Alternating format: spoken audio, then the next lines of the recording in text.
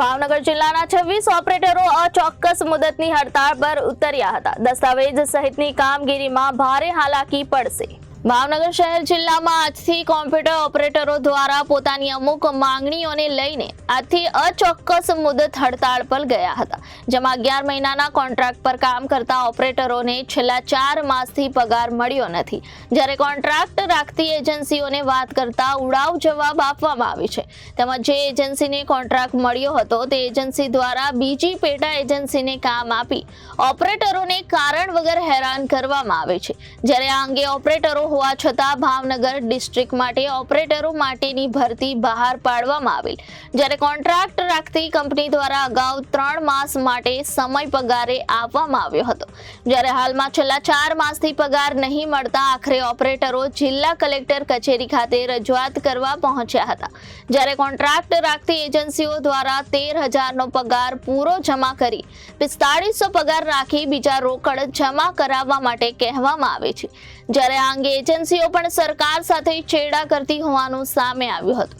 જ્યારે જિલ્લા કલેક્ટરની રજૂઆત કરવાથી કોઈ નક્કર પરિણામ નહીં મળતા આખરે આજરોજ ઓપરેટરો દ્વારા મીડિયાનો સહારો લીધો હતો અને પોતાની આપવીતી જણાવી હતી। ત્યારે આજથી અચોક્કસ મુદત પર ઓપરેટરો હડતાળ પર જતા જિલ્લાભરમાં કામની કેવી પરેશાની થાય છે કે પછી એજન્સીઓ દ્વારા કોઈ સમાધાન કરી કામગીરી શરૂ કરાવશે, જે આવનાર સમયમાં જોવું રહ્યું।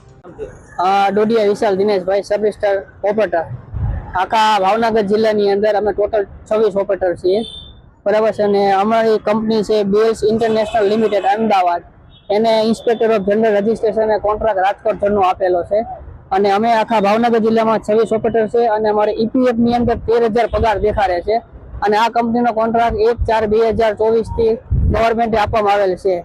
શરૂઆતના 1 થી 3 મહિના સુધીનો અમને પગાર 4500 આપેલો છે અને ત્યારબાદ અમને જુલાઈ મહિનાની અંદર 11,143 પગાર આપેલો છે અને પછી ઓગસ્ટ થી લઈને આજ દિન સુધીમાં કોઈ ઓપરેટરનો પગાર આપવામાં આવેલ નથી। અને અમને કંપની વાળાના અધિકારીઓ દ્વારા એવું કહેવામાં આવે છે કે અમે તમને 13,000 રૂપિયા પગાર આપશું, પણ તમારે અંદર ઉપાડીને અમને બાકીના 5,000 તમારા ખાતામાં રાખવાના અને બાકીના સુપરવાઇઝરને રોકડ સ્વરૂપે આપવાના।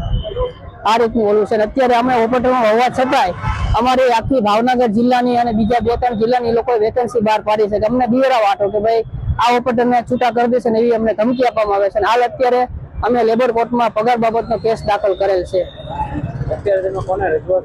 અમે કલેક્ટર સાહેબને આની પહેલા 6 તારીખે હડતાલ પાડવાના હતા, તે પહેલા અમે કલેક્ટર સાહેબને રૂબરૂ અમારા વકીલ મારફતે અમે રજૂઆત કરી હતી। ત્યારે કલેક્ટર સાહેબે એવું આશ્વાસન આપેલું કે ભાઈ તમને 13 તારીખ સુધીની અંદર તમારો પૂરેપૂરો પગાર તમને મળી જશે।